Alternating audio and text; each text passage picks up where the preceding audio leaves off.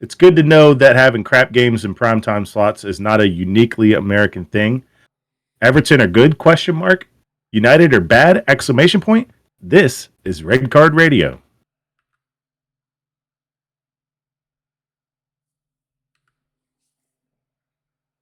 Good afternoon, good evening, and good night. This is Red Card Radio from three friends who support different soccer clubs in England. I know this is a different intro than you're normally used to. I don't normally say these things, so I'm trying to make it through halfway seamless. We're right beside each other. We're not on top of. We're not Brady bunching tonight. To this way is KS Brad G. That's Brad. He supports Chelsea.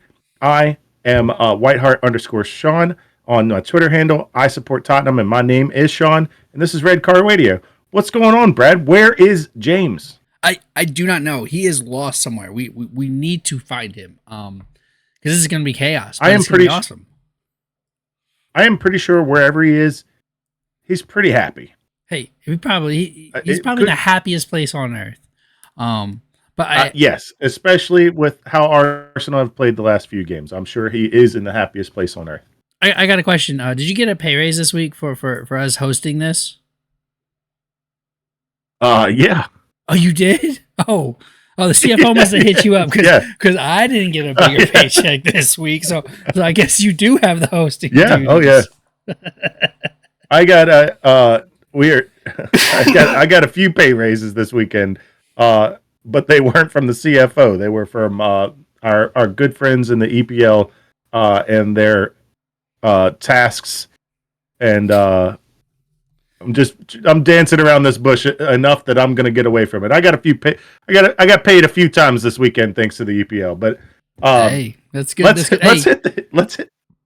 hit the ground running. Yeah, I think let's get to you. Let's do it. Let's start with what was the biggest. I want to work backwards. I think we're going to start Monday and talk about how slow and how boring that game was once Bournemouth blew up Southampton 3-1. Not much to say there. Bournemouth proved they're a much better team, which we already knew. I think the only thing to say about this game is that the NFL keeps putting crap games on Thursday and crap games on Monday. And it's just good to know that other organizations around the world are also doing the same thing. When you looked at the slate and you saw Bournemouth Southampton on the Monday night game, you're like, yeah, I'm probably going to go to bed early on that one.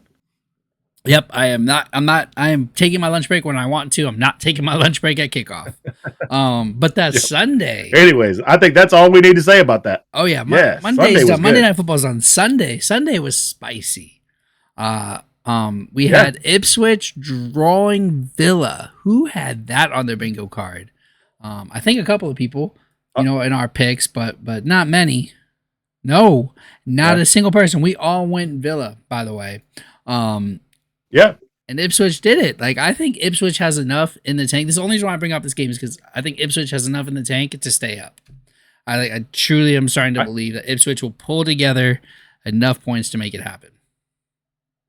I had, so we have some going-ons in the house this week.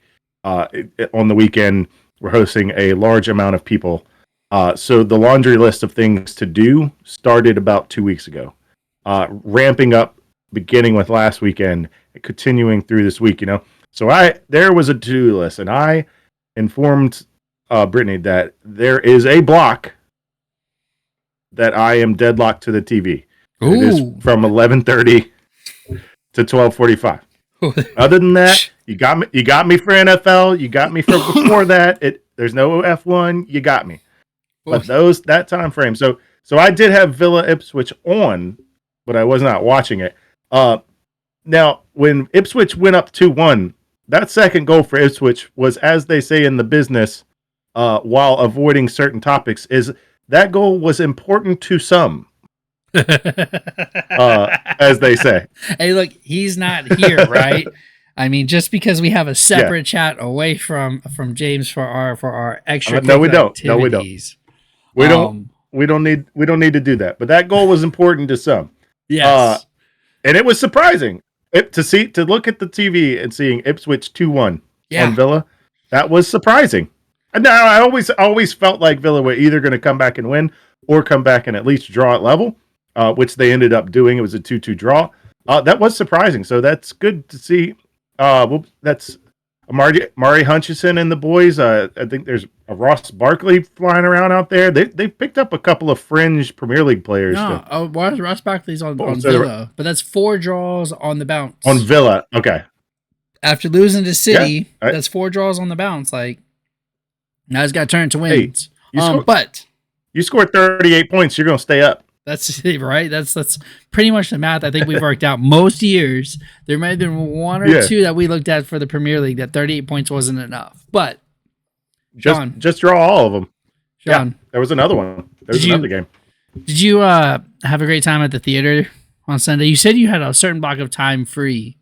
Were you at the theater of dreams? I was. How were your dreams? I was. Better than reality. Yeah, no, it was good. I've got a couple of thoughts. I want to lambaste James for when he listens to this. Hopefully he does. He will. Hopefully, like every other listener at this point, has already liked, subscribed, rated, reviewed, and told a friend and possibly another family member. We are heading into the family season. We're heading into the holiday season. So across the Thanksgiving dinner table, please tell your family members about this podcast. Yes. Hey, so I'm lambasting James because he made an egregiously awful take sometime this week that Mickey Van de Ven's run. So this is, mind you, 3 minutes into the game. We are for those that aren't catching up on what I'm putting down with the Theater of Dreams, with Sean talking here and lambasting James, our resident United fan. We are talking United Spurs. Spurs destroyed United 0-3 at home. This might be the end of Ten Hag. He's got to the international break to right the ship, which, hey, guess what? That's in 2 games. Then we're on another international break. All right, but with that context set, please explain to us this Van de Ven run. Rudiger-esque run. Yeah, I've got Rudiger-esque. I will actually lend you that. That is the only other center back I thought of when this run was made. By the way, second time he's done it this year. He also did it against Everton, which ended in a Sun goal. Both trash teams. So yes, that makes sense. He did that. Listen, when he steals the ball, so Mickey Van de Ven intercepts they're doing a little 1-2 triangle game. Van de Ven reads it. He steps out on it, out of the back line. He's out of position, intercepts the ball, moving away from his own back line. So he's already heading in the right direction. The other players are not, the entire attacking offense is not. They're also compressed forward because they just got into offense. And they were lackadaisical in their passing. So now they all have to turn around and run. The only thing in front of them is, I guess, Manu and the back four. And Van de Ven also has Son to his left and Solanke trotting, while Brennan Johnson is streaking, also a very fast human, up the right. He gets on it. He sees nothing but open pasture. So what horse doesn't love an open pasture? So he gets on his horse and starts to press it. No one steps to him right away because they don't realize what's happened. And by the time they realize what happened, he's to full speed. And if you haven't kept up on the speed charts in the last 2 years, he just set, with that run, the fastest sprint speed in the Premier League this season. Mind you, while setting the sprint speed record last season. He is the fastest ever player in the Premier League. He set that last year, recovering on a fast break. He is the fastest player in the league. By the time he gets to speed, it's too late. You have already missed the boat. All right. I'm going to put this out there. Because I don't know if he's the fastest. But right now, I can't think of anybody that... It's statistically true. It's statistically true. As a sprinter in the open... But he's also had the most space. He had all of the acres of space. You said Manu and the back four. No, there was nobody within 20 yards of him the entire time he had the ball. So, sure, as a free runner, they were backing up because he was running.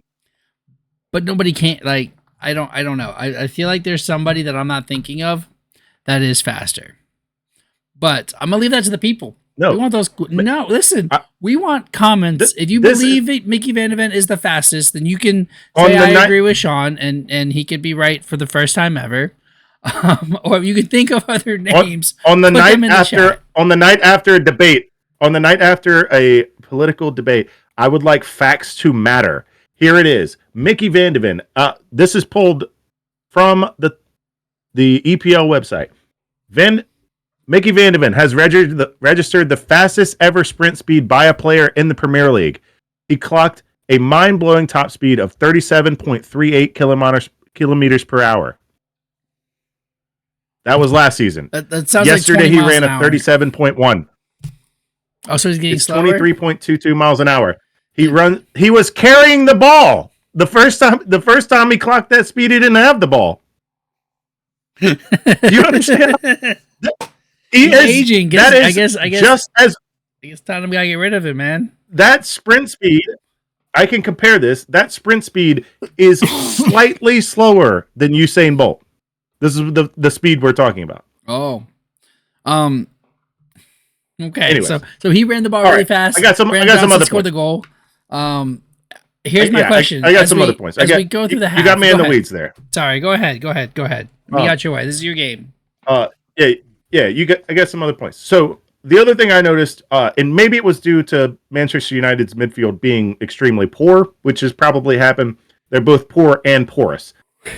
There was a concerted effort for the back line to not build out through the wings. They were building through the middle. And the middle was not passing back in triangles like they normally do. Normally a ball comes out from Romero, hits, Bentancur, and then they pass it out to Porro, or vice versa on the other side. That's normally how they build the attack. This time, the pass was coming into a midfielder, and it was coming in to either Sarr or Maddison, and they were turning on it. So it was a longer pass, and they were turning. And I don't know if that's an adjustment that made based on United, if that's something they saw because of space. I'm not sure the reason for it, but it was something I noticed specifically that was a change from what they normally do. Third point. Johnson and Solanke have responded, have they not? Yeah. Johnson, that's 4 straight games with a goal, right? 4 straight games with a goal. Straight games with a goal. All right. And Solanke, I think 3 and 4. So Manu still thinks he's wearing an English shirt because homie couldn't move during the Euros and he doesn't move for United right now. So here's the thing though. I got a question for you. Was Bruno's red justified? No, absolutely not. I was gonna say this is not Encanto. We are going to talk about Bruno, and that should not have been a red. At worst, you could maybe if you stretch it, get a yellow out of that. But that is definitely not a red card. That was mind-boggling. That was a sell. I think once I could see in real time why you would think that's a red. He hits him high. He hits him reckless in real time. Why do we not when you go to the VAR and you see that he slipped and that's the reason his leg went high? And he makes a concerted effort to not hit him. He realizes he's slipping. He tries to get his leg out of the way. He barely hits Maddison. Yep. You got to downgrade it. In fact, just today, they just announced that they have rescinded his 3-game suspension. Oh, good. So if that tells you everything you need to know about the situation, that it was wrong. Yeah. I don't know if they rescind the red card. I don't know if that stays on his It probably does. Yearly tally, but he does not get the suspension, which is the right thing to do. Actually, you know what? The right thing to do would be have some type of video assistance during the game that the ref could look at and be able to determine if he got it right in real time or not. That would be really right. Wait, is that a thing? If it's not, it should be. Yeah, it doesn't. It didn't seem like it. That he had no support. It's unreal. Y'all rocked United. The unfair advantage of taking out Bruno, I think definitely helped everything. Shall we keep sliding down though? Let's keep on moving on. Hold Damn, on. what's up? Wait a minute. Wait a minute. 2 more points. The red card had nothing to do with the outcome of that game. We were absolutely blasting them. We scored 3 minutes into the game. We were not. That was never going to end in a different result. I agree. I ask every United fan this. I ask every Premier League fan I talk to about this. What does Erik ten Hag do? What is his style? His style is blame the player. Pick a player. Tell me what style. It's not his fault, bro. Yeah. It's not his fault. He doesn't have the right players. You know, he hasn't completely flipped that entire roster into the greatest team Ajax has ever seen. There you go, James. I said it right just for you because you're not here. It's been 3 years. What is his style of play that he wants to accomplish? No one can answer the question because he doesn't have one. And they've flipped the entire roster. It's crazy. The greatest example I have of that is Jadon Sancho, right? Yeah. He's at Dortmund. He does great. He goes to United. He stinks. He goes to Dortmund. He does good again. He comes back. He stinks. He goes to Chelsea. He's good again. Why? Yeah. Because the Dortmund and Chelsea managers are telling him what to do. He needs to be told what to do. So Ten Hag Sancho's a 1v1 winger. Like, he wants to go after people. He needs support. He needs somebody to he wants to go after people, but he also needs that support to hit a quick 1-2 and get behind, like how he got the penalty in our game. That's not something that United do. He was left alone a lot to try and like Noni on the other side, like Madueke. Madueke wants to be left alone. He wants to beat his defender, bring it into the net. Like, he would be perfect for Ten Hag and how Ten Hag was playing with his wingers. And now you know what's funny? Rashford is in the Sancho spot. Rashford's the blame right now. It's all Rashford's fault. It's not Anthony's fault. Anthony's not playing, so it's got to be Rashford's fault. But yeah, no, we've definitely we sat here too long on the bald fraud, the actual bald fraud. Real quick, all right. Liverpool. What happened in your game?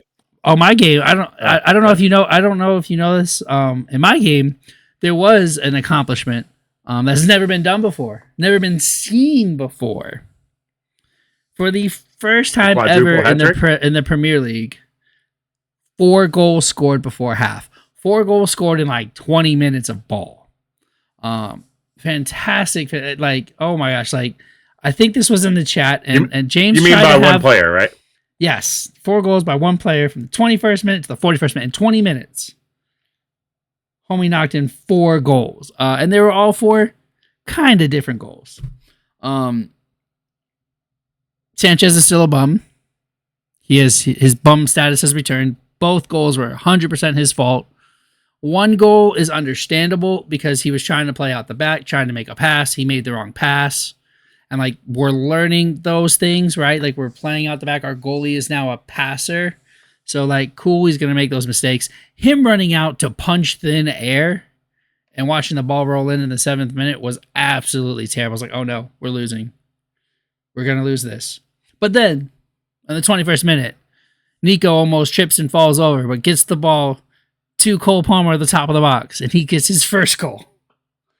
28th minute, as we were talking about, Jadon Sancho dribbling past Jadon Sancho's penalty that was not given to Newcastle against City. Jadon Sancho got the penalty. Passes to Nico. Nico hits it. I think it was Nico. It was Nico or Caicedo. Passes it back to Sancho. Sancho's running to get the ball. He's tackled by a Brighton defender in just the same exact way that happened in the Newcastle City game. And we got the penalty. Cole Palmer knocks it. Of course he does. He scores it in. Then the most beautiful free kick I think I've ever seen happened 3 minutes later. Have you seen this kick? So he's all right. So he's just outside. If you're the goalie, he's like 3 to 5 yards outside of the left goal pole. Homie kicks that thing with enough curve, like goes out, comes in, hits the side net of the beautiful, picture perfect. You're not getting that ball. That's a goal. Then he finished off the half with a little tappy in action. Not quite tap in, but like, it was a free net, essentially. he was farther from the goal, so like the XG was probably still high. And if he missed it, it would have been fine. But 4 goals, 20 minutes. Brighton did get their 2 goals because Sanchez is going Sanchez. But it felt good to get this one. This win, like we're building. Like that's 4 wins in a row on the bounce. And I'm just excited for where we're going. Like I'm not gonna say there's patterns of play. I hate that word, but like the foundation that was set by Poch to bring this team together is now helping Maresca so much because he doesn't have to worry about that. He can get into the tactics and like what he wants the team to do because he doesn't have to worry about, are they friends? Are they vibing? Because we vibing and we scoring. I got a bone to pick. Let's do it. So this is our Buffalo Wild Wings bone to pick. This bone to pick special of the week. This is Brighton Hate Week, and here's why. I'm in. Let's go. First of all, you just played Brighton. We play them on the weekend. It's Brighton Hate Week, so let's start there. Got a bone to pick with them for that. Number 2, I'm going to steal a line from Stephen A. Smith. The unmitigated gall of Brighton to demand $150 million for Evan Ferguson, and you won't even put him on the bench. He's not injured. They won't play him. He scored a hat trick, and they put him on the shelf. Well, he got hurt. Like what? Let that man play. I think it's a ramp. He's not hurt. He's not on their injured list. I think it's a ramp. He's not on the injured list. I think he is. I think it's a ramp up time. Like Christian McCaffrey, you ain't gonna throw him back in there with that Achilles tendonitis right away. You gonna ramp him up. I'm sorry. I have to apologize. It's still Brighton Hate Week. He was on the bench and he did get subbed for a few minutes. But the unmitigated gall from these people. Yeah. The comedy writes itself on here when you got a bunch of idiots running this podcast. He did play for a few minutes, but $150 million? Are you kidding me? You're not even playing this guy? Yeah. Before he got hurt, they weren't even playing him. Like that's what was so surprising. I knew he got injured he got injured in about April and was done for the season. I knew that. But before that, he scored the hat trick early in the season. We thought he was going to take on Holland, and they didn't play him anymore. He got hurt. Like, what are you saving him? I know he had an injury, and then they're bringing him back in. I don't think he's worth 150 mil, but that's the price tag they put on him. And good luck getting it. Hey, listen, you paid $100 million for Caicedo, so they probably think the sky's the limit for this. They said if we got $100 million for Caicedo, hold on. They said if we got $100 million for Caicedo, who's not even good, imagine what we could get for an actual good player. The highest rated young midfielder in the world is not good. By young, I mean U23. The highest rating according to who's? CFC Janty? Like who's rating? No, not Janty. It was CIES. It was a sports thing. They do this every year where they rank the U23 players, and his ranking was the highest. I'll find it and I will send it in the Discord. Which you got to click on if you want. Before we move on to Newcastle City. I just want to say, I want to quote my man Lee Gunner on this one. I've got eyeballs, mate. He's shit. All right. Okay. Sure. It's CIES Football Observatory is where it went, by the way. CIES. I want to make a quick note. I had a hot take this weekend. Nobody bid on it. I said that Dwight McNeil could have a Harvey Barnes, Leandro Trossard type role with any of the big clubs in the league. Like Dwight McNeil is a really good player, and he's just lost in the muck that is Everton. And if somebody pulled him out of there and gave him fresh clothes to get the muck off of him, he might be a halfway decent player. Like Harvey Barnes hit Newcastle, and he's good. He could start for him. He's probably not going to, but he's great off the bench. Same with Trossard. Well, Trossard was great at Brighton. I'm not saying he was mired in the muck there. He was very good there, and they were a very good club. So was but he Harvey goes to Barnes. Arsenal, and he's electric off. Harvey Barnes, yeah, he's great now for Newcastle. I'm sure they're glad to have him. I think Dwight McNeil would be the same for any of our teams. Maybe not the ones I just mentioned because they play the same position, but I think Liverpool would love to bring Dwight McNeil off the bench. I think Tottenham would love to bring Dwight McNeil off the bench. Do you think if Man City could get rid of Grealish's wages and bring in Dwight McNeil, they wouldn't love bringing him off the bench instead for $100,000 a week instead of $300? I think this is they accomplished the same thing. A, City prints money. B, McNeil does not. McNeil has the talent. McNeil is not a technical player. Like, McNeil doesn't have the brain to play for Pep. So you're wrong there. Maybe I stretched it. I stretched it for City, but you did. McNeil's probably a better player than Grealish. Grealish, at least at City, that's a hot he lost his edge. That's because he lost his edge when he got to City. He goes in and he pulls the ball back out, and he just tries to cut it back and cut it back and cut it back, and it never works. Pep doesn't like risk. That's why. But no, yeah, I think that's a pretty good spot there for Everton.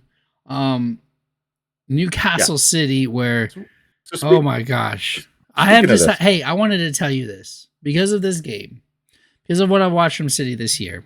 I have decided that no matter what team City plays against, I am cheering for that other team. It includes Tottenham. It hurt me to say that, but when it is City Tottenham week, I am no longer cheering for a draw. I want City destroyed and burnt to the ground. Like, literally, hold on. They are paying these refs at least 5 figures plus the traveling plus the food to come ref in the UAE, which, that's the owners of Manchester City. I don't know if y'all know this. They are literally paying the refs to come ref some bogus game so they can hand them a $20,000 check. What is this PGMOL? This is like, look, you can say, they're refs, they can do it. No, this is straight up corruption. This is bribery. However you want to put it, because he ain't going to make those calls against City when he knows he can go get a 5-figure paycheck. Are you going to make that call? Are you going to give that penalty that Newcastle should have had, Sean? If you knew, like, 2 months from now you're going to go ref a game in the UAE for 20 grand, are you going to risk that? I personally find it visually comical for you to take an indignant moral high ground as if your club is not also guilty of offshore bank accounts, cooking the books. Now, you do draw the distinct line of not shipping refs to Russia to ref games at the Abramovich compound. You know, like you do draw the line somewhere, so there is something. Like shady business deals between sister companies and hotel businesses, and like every club does cooking the books in like every different type of way. But you draw the line, sir. There's a difference between a loophole in some financial regulation that is legitimate, that we are not hiding it from what we are doing. We are getting fair market valuations from third-party companies that may or may not have some sort of clear connection. I don't know. But we are not paying for referees to come over to the U.S. and ref a game at Dodger Stadium. So no, the sporting integrity is and not in Russia intact. Either. Not in Russia either. No, we did not send them to Russia. At least sporting integrity would say. Bro, could you'd have to write them a 6-figure check to get them to go to Russia in the winter. But yeah, I mean, like Newcastle, I think deserved the game. I think a draw is just it just left such a bad taste in my mouth. Was it Oliver again? I think it. Let's see. I did not see Oliver Jared this Gillette. weekend. I did see, but who was there? Gillette. Okay. VAR, Gillette did the VAR. Stuart Atwell. Gillette did the Arsenal game, I believe. Ref. Or maybe he did the North London Derby. I did see Anthony Taylor made an appearance at the I think it was in the Liverpool game I watched. Yeah, it was Liverpool Wolves. bro. Taylor was at. I googled Stuart Atwell, UAE, right? Or Liverpool. Just so everyone's aware, the referee team is corrupt. Untold Arsenal. The evidence against PGMOL and the referees is mounting. LFC Reds form. Is English officiating corrupt? New York Times. The story of Stuart Atwell's goal. Wow. This is Wow. like I just. Well, that's all you need to know.